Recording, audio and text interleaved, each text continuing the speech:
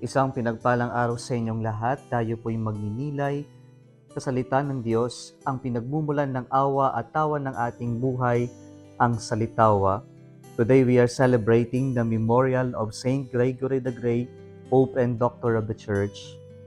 Pinagpapatuloy po natin sa ating ebanghelyo ngayon ang tinatawag nating public life ng ating Panginoong Hesukristo.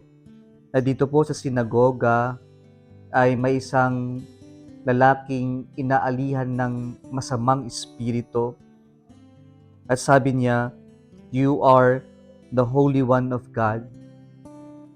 The devil knew who Jesus is. He recognized that Jesus is God. At ito po yung isang rason kung bakit namangha ang mga alagad at sinabing kapag magsalita siya ay may dating.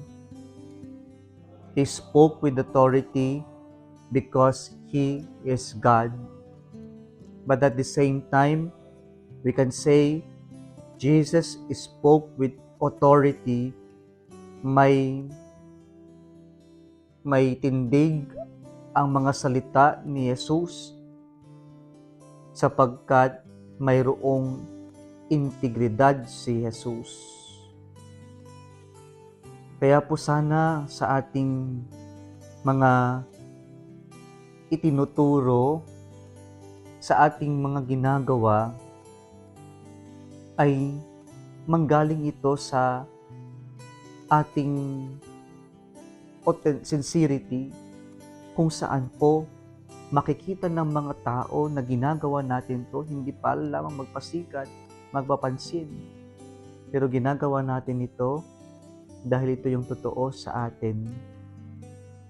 At malalaman ng ibang tao na may dating tayo sa ating pananalita sapagkat ginagawa natin kung ano yung ating ipinaghahayag o kaya naman yung ating itinuturo. We walk the talk and then we also walk the walk. Na kung saan ibig sabihin nito ay hindi lang natin ginagawa yung ating sinasabi, kundi ipinapahayag pa natin o kaya naman ating ikinakalat yung mabuting aral o katotohanan sa iba. At kung ito yung ating pamamaraan, makikita rin natin may dating o tindig yung ating pananalita.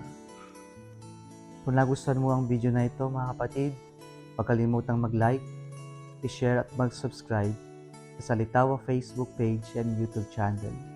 Muli isang pinagpalang araw sa inyong lahat.